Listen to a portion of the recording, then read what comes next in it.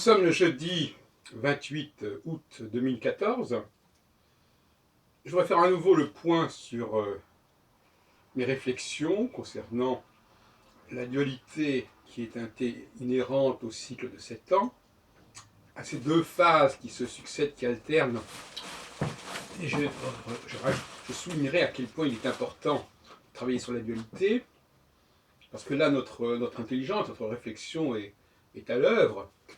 Dès qu'on travaille sur 3, sur 4, sur 5, sur 6 secteurs, l'intelligence ne fonctionne plus, disons-le. C'est pour ça qu'il y a une certaine forme de cristallisation qui se fait en astrologie sur les maisons, sur les signes zodiacaux, sur les planètes, parce qu'on n'est plus dans la dualité.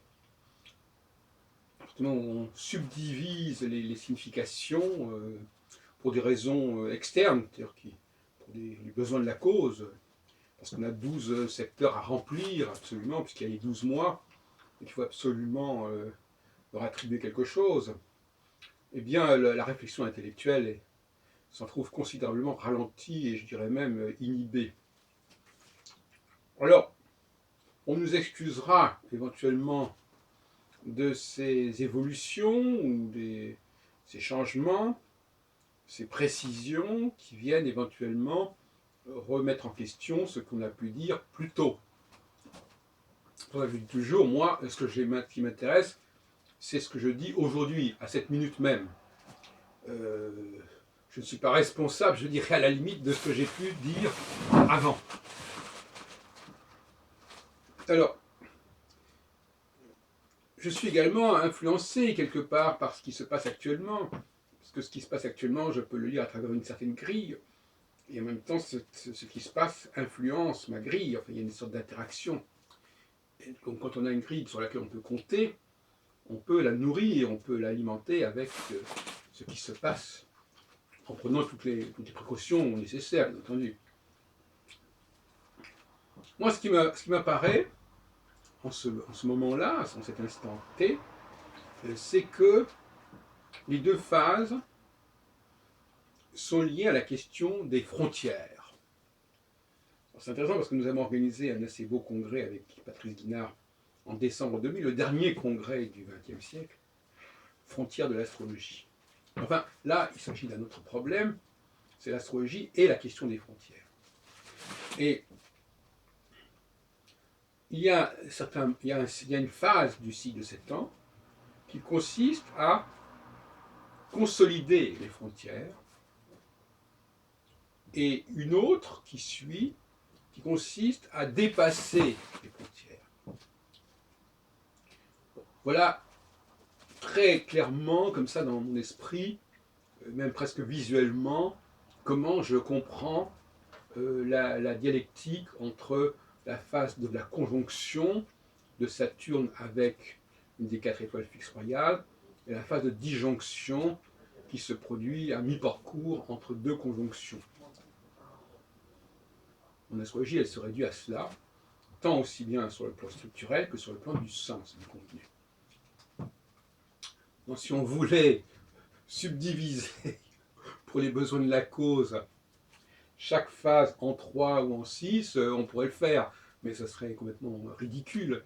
Ce serait d'autant plus ridicule qu'une chose, bien entendu, est de proposer un certain nombre de concepts pour illustrer une idée, une autre chose est de les mettre dans un certain ordre, et encore une autre chose, de cristalliser cet ordre, et de dire, voilà, vous êtes dans le compartiment 1 et pas dans le compartiment 2, etc. Bon, il y a une dégénérescence du discours là, qui est assez flagrante en astrologie. Revenons à notre affaire. La question du statu quo peut être une façon de définir effectivement cette période 1. Retour au statu quo. N'oublions pas que parce que je parle beaucoup de linguistique maintenant, n'oubliez pas que le recommencement, le relancement, c'est quelque chose qui revient, qui implique un retour. Souvent dans l'esprit des gens, c'est une idée de nouveauté. En réalité, il n'y a pas de... la nouveauté, c'est au contraire le dépassement. C'est le de, c'est pas le re. Je parle des langues latines, évidemment, ou latinisées, comme l'anglais, par certains côtés. L'allemand emploie des expressions équivalentes. Wieder pour dire re, ent quelque chose, comme préfixe pour dire de. Bon, mais c'est moins séduisant qu'en français. Et c'est moins élaboré. Bon, on n'est pas là pour faire de la musique, mais effectivement, ça, c'est intéressant. Donc nous sommes dans le re, dans le retour, et dans le rétablissement, dans la restauration, dirait-on, pour parler dans le sens de ce qui s'est passé en France en 1815, 14-15. Et ça veut dire que les grandes lignes géopolitiques, anthropologiques, sont rétablies. Et inversement, évidemment, lorsque cette phase conjonctionnelle s'essouffle, s'épuise, s'estompe, eh bien, on bascule vers tout à fait autre chose, vers une dislocation, si l'on veut, un démembrement de cette belle économie des choses. Donc, la phase 2 est une phase déstabilisante. Je rejoue toujours sur cette position entre le re et le D ou le D10, DIS, dysfonctionnement. Et je prends par exemple la guerre des 6 jours. La guerre des 6 jours, on le voit rétrospectivement, a été un facteur de déstabilisation majeur des rapports entre l'Occident et le monde arabe. Et cela se perpétue plus de 50 ans plus tard. Du moins, près de 50 ans plus tard, puisque c'est en 2017 qu'on fêtera le 50e anniversaire, qu'on célébrera le 50e anniversaire de la guerre des 6 jours. Il y avait une certaine forme de consensus. Le con est très proche du re à ce niveau-là. Il y a une sorte de consensus qui était à peu près accepté, une ligne de front qui était plus ou moins reconnue, entérinée, qui était peut-être une cote mal taillée, mais enfin qui était là depuis 20 ans, entre 1948 et 1967, oui, 47-67, une vingtaine d'années, les choses étaient plus ou moins en place. Cela dit, Nasser, dans cette même année 67, semblait vouloir remettre en question ce statu quo, les conditions de ce statu quo, les passages sur le canal de Suez, il y avait une chose sur circulation, il y avait différents facteurs qu'il était en train de remettre en question. Il remettait aussi en question la présence de l'ONU, enfin des brigades de l'ONU à la frontière. Donc, cela dit, il y avait eu effectivement l'affaire de 1956 avec l'expédition de Suez qui n'avait peut-être pas arrangé les choses. Mais enfin, bon, on avait stabilisé la ligne de front. En 1989, on a également une remise en question, alors là, fondamentale, entre l'Orient et l'Occident, entre l'Est et l'Ouest. Non plus entre l'Orient et l'Occident, comme en 67, si on peut dire, mais entre l'Est et l'Ouest. La frontière n'est plus là. Il y a une fluidité, il y a une porosité entre les deux camps, une interactivité, je dirais, qui est flagrante. Et là encore, actuellement, puisque nous sommes à nouveau dans une phase de statu quo, il y a une tentation de rétablir une certaine forme de clivage.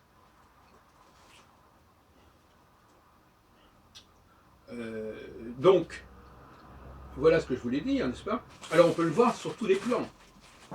Sur tous les plans. Dans le cas par exemple de l'astrologie, pour ne parler d'elle, eh bien, les rapports entre astrologie et astronomie peuvent devenir extrêmement différenciés en phase conjonctionnelle et extrêmement interdépendants, si l'on peut dire, en phase disjonctionnelle. On peut dire que les tentatives des astrologues du XXe siècle, mais pas seulement du XXe siècle, de créer une sorte d'ensemble, d'amalgame entre astrologie et astronomie, avec notamment les emprunts que l'astrologie fera aux nouvelles planètes qui elles-mêmes auront reçu, ce qui va créer une sorte de porosité également, des expressions mythologiques, et non pas de la part des astrologues, mais de la part des astronomes. Donc il y a quand même des processus comme ça extrêmement ambigus de part et d'autre. Il y a des moments comme ça où la phase 2 est une phase de rassemblement. C'est-à-dire que c'est une phase où la notion de clivage, de cloisonnement, de frontières est contestable, contestée. Où on mélange un peu les choses. C'est ce qu'on appellerait la confusion des genres. Ça, c'est la phase 2. Revient la phase 1, à l'approche de la conjonction, pas au moment de la conjonction, mais à l'approche de la conjonction, on pourrait dire même 1 an avant la conjonction, puisque pour moi les phases durent 1 an avant la conjonction et 1 an après, et entre-temps il y a des périodes intermédiaires, et puis il y a évidemment la phase opposée. Nous avons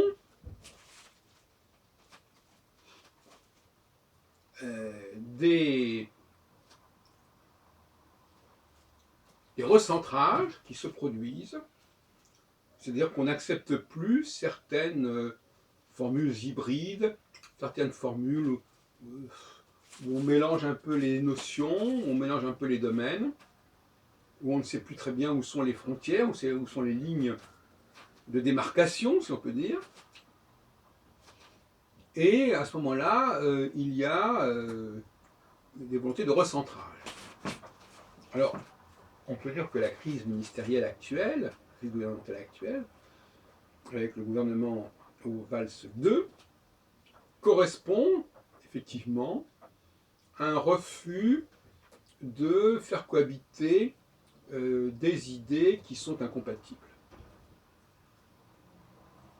On montre clairement les frontières, voilà.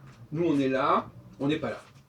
On ne peut pas être à la fois à gauche, à droite. Cela dit, cette idée d'être à gauche, à droite, c'est typiquement la phase 2. La phase 2, c'est une espèce de refus de toute forme de différenciation. C'est pour ça d'ailleurs que sur la question notamment du racisme, la question du sexisme, la phase 2 est extrêmement militante. Elle tend à vouloir effacer, abolir les frontières, les différences, les sexes, les races. Donc il y a certains discours qui sont beaucoup plus, qui passent beaucoup mieux en phase 2 qu'en phase 1. Et inversement, en phase 1, les discours de recentrage, les discours protectionnistes d'une certaine manière, passent mieux aussi. Quand on dit ne mélangeons pas les torchons et les serviettes, les lanternes et les lampions, etc. Il y a comme ça cette espèce de radicalisation en phase 1, alors qu'en phase 2, on a une espèce de pari sur l'avenir, de dépassement des frontières, d'ouverture, tout ce qu'on voudra. Et c'est une clé, à mon avis, intéressante. L'astrologie nous apporte ici une clé, parce qu'elle permet de donner la tonalité de la période. Et c'est quand même très important, cette tonalité. Elle donne le là du moment en question. Et tout ce qui ne va pas dans ce sens, dans le sens de l'histoire cyclique, tend à être balayé à un moment donné, n'est plus en odeur de sainteté. Donc, pour nous résumer, pour conclure sur cette brève causerie, mais qui est important parce qu'elle clarifie les choses, En anglais, on dirait clear cut. Il y a phase 1, c'est une phase où on ne mélange pas les choses, on est clair, on est cohérent, encore le cohérent, on est cohérent et on suit une ligne et pas une autre. On ne fait pas une chose et son contraire. Alors que dans la phase 2, c'est un petit peu ce qui se passe. On fait une chose, on dit une chose, et puis on dit une autre chose, et puis on n'a pas peur des contradictions. Et voilà donc la mise au point que je voulais faire en ce jeudi 28 août 2014.